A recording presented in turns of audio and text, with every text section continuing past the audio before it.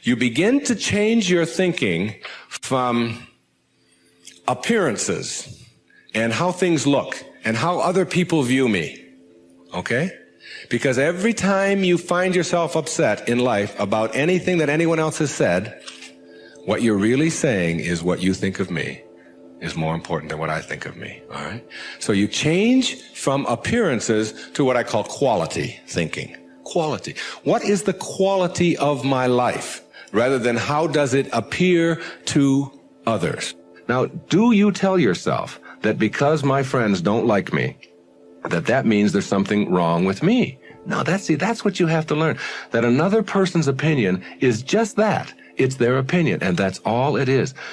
Every time you are upset, or your children are upset, because of what somebody else says about them, including their peers, what you are really saying in that moment, and this is really important, what you're saying is, what you think of me is more important than what I think of myself. And you must never give anybody that kind of power and control over you, because they will always have it.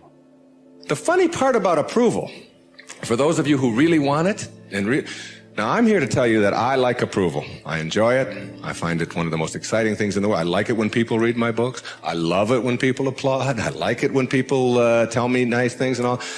I like approval. I'm the first one to admit it. What I don't do is I don't need approval. There's a big difference between wanting approval and needing approval. When you need approval, it means you become immobilized when you don't get it, from making other people's opinions more important. Now, for those of you who say, yeah, but I want approval and I need it, and if I don't get it, and so on, then understand this. The people who get the most approval in life are the ones who care the least about it. And the ones who get the least approval are the ones who are always going after it. So if you want approval in this paradoxical way that I'm talking about it, stop needing it. Stop concerning yourself about it. Ask yourself, who gets the most approval in life? Think of the person that gets the most approval, and you'll see that that person couldn't care less what other people are thinking. They're so busy being, they don't have time to notice what their neighbors are doing. Thoreau said this. He said, if you advance confidently in the direction of your own dreams and endeavor to live the life which you have imagined, you will meet with a success unexpected in common hours. What that means is that success is not something that you can get in life. Success is an inner process. Success is something that you bring to everything you do in your life. It isn't something you get out of what you do. And when you get that, and you learn how to get the junk out, and advance confidently, doing what makes the most amount of sense to you based on your inner signals and the one issue of morality, which is you never interfere with anybody else's right to do the same. Each person has their own right to advance confidently in the direction of their own dreams. And when you violate that, you're violating the principle of the universe, the essence of the universe, which is cooperation and harmony. Then success will begin to chase you. And it will come into your life and arrive in your life in amounts that you never dreamt of before. That you never dreamt of. Things will start happening to you that you would never imagine before. I'm working on a book right now that's going to be called You'll See It When You Believe It. And when you start believing in some of these principles, you'll start seeing things that you were blind to for so long. When you were back here in the 2 and the 3 and the 4 and the 5, when you were moving away from yourself, as long as you're moving back towards your universal essence, your harmony with yourself, your cooperation with the rest, things will start happening in ways that you never dreamt of. Jung called it synchronicity. And it's a term that we use to explain how unexplainable coincidences sort of happen in our life. And how come these things happen? I'm going to share a couple of those with you before we leave. The quality versus appearance in your life means that you get that inner candle flame working in a way that gives you quality, independent of what other people think of you. Maslow, in defining self-actualizing, no-limit people, said they are independent of the good opinion of other people. of the good opinion of other people, independent of it. They're so busy advancing confidently, doing the things that make sense, and bringing success to changing their baby's diaper, and bringing success to weeding their garden, and bringing it to the job. They bring it on the airplane so that when they run into somebody who is rude to them, a stewardess that is rude, they don't see it as an attack on them. It's just where they are, and they send them love. Help them a little bit, you know. They're kind. When somebody wants to get in on the freeway, and they're one old temptation when they were on the 1 to the 6 side was to say, oh yeah, nobody's getting in front of me, I'm getting there first. It's like, they slow down a little bit. They don't have all that type A stuff of having to beat somebody else and having to defeat somebody. It's a new way of being. It's a way of quality where your harmony allows you to cooperate, and you are a part of what this whole thing is about. New way of being, quality rather than appearances. Another new way of being, very important. Living your life on ethics rather than rules. Ethics rather than rules. All these rules, all these ways of having to do things, somebody else dictates to them. Do you know that some of the most immoral acts in the world have been perpetrated in the name of the rules? These are the laws. What do you think Nazi Germany was all about? Everybody doing all these horrible things to other people. I'm only doing my job was the defense we all heard at Nuremberg. I was just doing my job.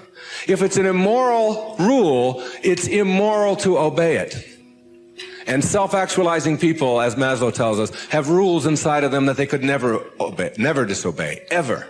And they have to do with ethics, how you treat people. How do you think we get to where we are now? You know who Rosa Parks was? The woman in the South, the black woman in the South who said, not today, I'm not going to the back today. No way. I know what the rules are. The rules were all over the place. If you needed a reminder, there were signs every place. Colored in the back, white in the front. And she said, no, I'm sitting here. And that made all the difference. Ethics, not rules. When your children start disobeying rules that need to be disobeyed, don't be surprised. When I was in the service, they had a policy on Guam, where I was stationed, which would not allow the Guamanian civilians to shop in the PXs and the Navy exchanges. But they did allow all other civilians to shop in the Navy exchanges and PXs. But if you were Guamanian, that is, if your skin was dark and your eyes were shaped a little different, then you couldn't. A clear, outright violation. I was a serviceman. I was in the Navy. I was a communications cryptographer. They had a newspaper on the Guam Daily News, and it said, an invitation to speak your mind. There was a letter writing contest. And they offered $75 to the first prize winner. $75. This was 1961. That was a fortune to me. That was a month's pay in the Navy at that time, almost. So I entered the contest, and I knew I would win it. I had already written a novel at that time. A whole novel I had written while I was on Guam. I knew it wasn't going to be a contest. I felt sorry for the other people entering it. I knew I was going to win this. Unfortunately, I didn't realize that when you're in the service and you have an opinion and you don't submit it to the chain of command, that you can be court-martialed for that. So the headlines on next week's Guam Daily News were, U.S. sailor assails policy of discrimination. Big, hot stuff, all right? And I was called before a vice admiral, Commander Naval Forces Marianas Islands, and threatened with a court-martial because I had disobeyed the rules, even though the rule was immoral. There are lots of them like that. And when I went in and they threatened me with a court-martial, I told them this was my battle plan. They didn't have Xerox machines in those days, so I had to get a lot of carbon paper. I wrote a letter to President John F. Kennedy, and I wrote a letter to the Secretary of the Navy, and I wrote a letter, my hometown was Detroit, I wrote a letter to the Detroit News and a letter to the Detroit Free Press, telling them what was happening to me as a result of just expressing my opinion about an immoral act that was going on over here on Guam. And I showed the naval vice admiral my letters, right there. I said, I've only sent the one to the president and the Secretary of the Navy. These letters go to the newspapers across the country. There was one there to the New York Times as well, and the Los Angeles Times. It was, and I just spread them out before him. I said, if you court-martial me or punish me in any way for this, then what's going to happen is the world is going to find out about this policy. And I'm prepared. I'm ready. I can handle it. And I was 20 years old at the time, or 21. Not only did I get a blessing from that, because all things come in blessings for you, I got out 90 days early. And they stamped on my record, PI, because the president took it up and sent it to the secretary. Must have. And I never heard from him, but the PI on your record means political influence. And they don't like anybody with political influence in the military. And as soon as they saw that, they said, this is somebody we probably will be giving a discharge real soon. There was no court-martial, and in September of 1962, a brand new policy was initiated on Guam, which allowed any civilian to shop in the Navy exchanges. And it came about as a result of someone saying, these rules are immoral, and therefore it's immoral to obey them. New ways of being, ethics rather than rules. And when your kids want to know why, how come these rules are so stupid? How come we have to do this? Encourage them to change them. My mother always did that. She would have to help me get out of the messes that I got myself into, because I did it in my impetuous youth. I would just, when they would say to me, what's more important, your job or school? I was just honest. I said, my job, of course. That's how I felt in those days. But what you do put out in the world is exactly what's coming back to you. And if you find things coming back to you that you don't like and don't understand, don't ask yourself why these things are coming to you. Ask yourself what you're doing to make them come back to you. And when you start putting the responsibility on yourself, you'll start seeing dramatic changes. Dramatic changes. A new way of being. Instead of rules, ethics. Another new way of being. Instead of looking all your life for achievements and externals, try living your life on knowledge for the sake of knowledge. Knowledge instead of achievement. For the sake of knowledge. Being in a context in which you don't have to collect a lot of merit badges. You don't have to collect a lot of awards and other people's value judgments. That you go to school or you go out into the world or you read or whatever it is you do because it makes sense to you, not because of what somebody else is going to put on a transcript or where you're going to appear in a class list. We need to help our children to understand and value the importance of knowledge for the sake of knowledge and doing things that make sense rather than taking the easy way. Knowledge rather than always trying to achieve. We're in an achievement-oriented society, which tells us that we evaluate and judge a human being based upon how many achievements he has. But most of the people who get caught up in that trap and are always in this circle of trying to get ahead, trying to always get ahead, their reward for that almost always is higher blood pressure, ulcers, early deaths, and even things like cancer, we're beginning to find out, are related to the kinds of stresses that we have. And remember, it's a perfect universe. There's no stress in it. There's only people thinking stressful thoughts. And when you put that pressure on yourself to always achieve and get ahead of the other guy, you miss what it's really all about. There's nothing wrong with goals. It's falling in love with them that's the problem. It's not being able to be flexible and alter them. If you have a goal to get here, to get $100,000 in the bank, to get to this promotion, to get 2 cars in your garage, whatever it is that your goal is, and you're on your way to that, and you're always working at the goal, all of this stuff on your way to the goal is called striving, and that's what you learn, striving. And striving is a very low-level place to be. When you get to your goal, because all you've ever known is striving, you will just always suffer from this disease called more.